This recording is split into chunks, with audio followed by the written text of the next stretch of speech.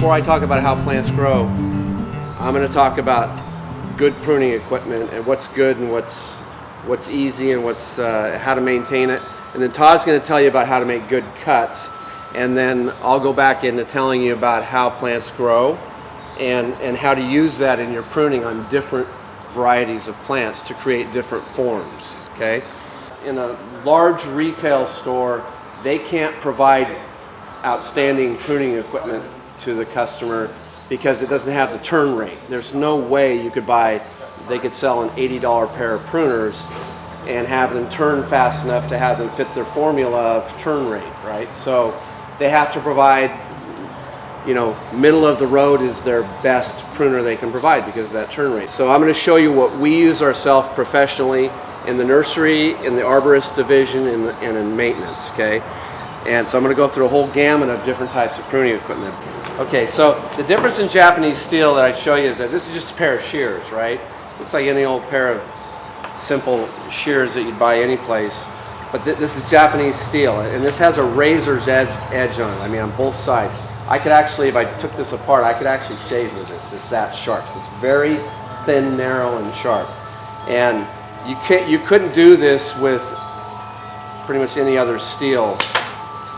And that's about probably the 60th penny that I've cut with this. And there's not even a dent or a blemish in the razor's edge on either side. Okay, so that's the same steel that's in the pruning equipment I'm going to show you. When I bought my first pair of these to use myself, I had to buy them from a catalog, and because that's the only place I could find them, and I just choked when, you know, they were like 80 bucks, right? $79 or something, and I choked because you know, that was a lot of money for a pair of pruners, and they looked so inexpensive, but they're not. They fit the hand really well. They have the click and open. So when I'm pruning a lot and I'm reaching in my, you know, and I'm holding a branch, I get to go like this, right? So that's a simple, silly little thing, but that's well thought out, right? So it has well thought out things. It is very quality made. If you prune, you're going to use this every time you prune practically, okay? This same pruner, the click and open, this is really, they say it's for women because it's small, but I actually use this sometimes for smaller cuts because it's real small, it fits in my hand, and I can make a lot of cuts. And I usually use a middle finger to cut. I don't use my whole hand. It works better. And then there's the rolling handle version of these, which ergonomically you can apply less pressure and make just as good of a cut. These are European style with Japanese steel.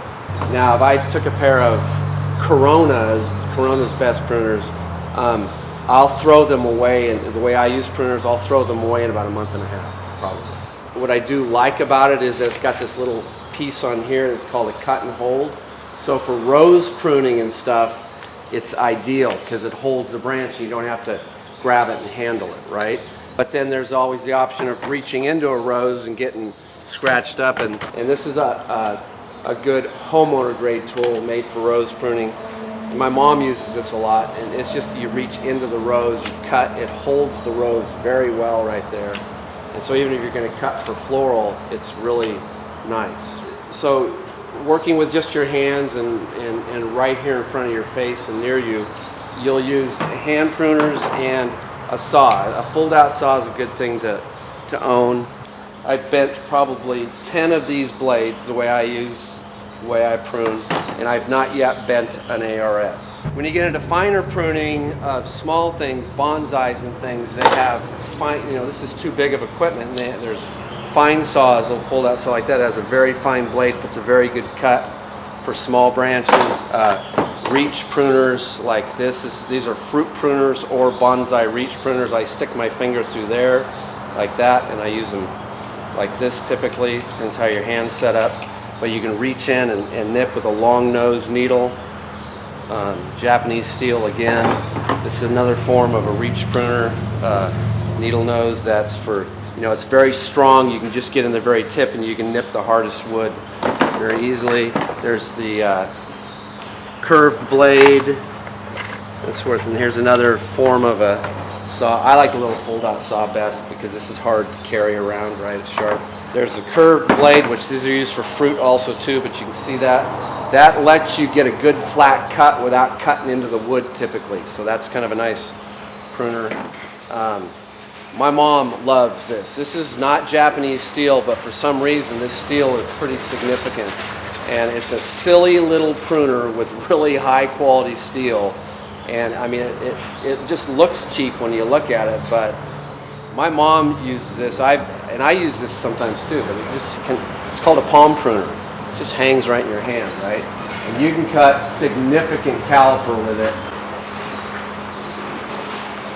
It doesn't have the reach. So that's pretty hard wood, and that's an easy to cut it. So if we're just walking around the garden, this is a really good pruner right here. Okay, so and then this is a great pruner. This is for detailed pruning on something. It's very good quality steel, and for very fine cuts, this is good, and for flowers and everything else too. So this is a high quality American-made professional shear. Okay, this is what a lot of landscape companies would give for people. This looks like a less expensive shear, but it's probably 20%, 30% more expensive, but probably 3 times better. This is, if you were a gardener in Japan and you were a master gardener and that's what you did for a living for your lifetime, you would own this pair of shears. These are phenomenal. They just, there's no effort. It just slices right through versus. So that, and then they have the same the same company. This is a Japanese also, but it's a modern version style-wise, right? I use this. This is what I use. And then they have a long reach version, and we'll talk about shearing down the road. And then for smaller work, this is actually a little lightweight, looks cheap. It's the thing about all this, you can't tell the difference between steel by looking at it, but this looks cheap, but this is a nice little pair of pruners, and it's all the blade tight. One of the things that happens with high quality steel versus low quality steel is that bypass, that's a perfect fit when it's a good pair. It stays there with high quality steel. It doesn't bend and torque on you. And that's one of the things that happens with the cheaper steels. There's a little bending, slight torquing. The steel dulls faster, and you start tearing instead of cutting and shredding and ripping edges, and all this Japanese steel holds its plane to itself and doesn't get torqued and tweaked out of a line, right? That's one of the, plus it holds the edge. That's, so what I'll tell you about good pruners, good pruning equipment, bad pruning equipment is that good pruning equipment costs about twice as much as mediocre pruning equipment, but it's 4 to 5 times better. Let me put it that way. So over a 5-year period, it's a much better investment. So loppers, we'll talk a little bit about this. I'll be honest with you, I've not found a great pair of bypass loppers.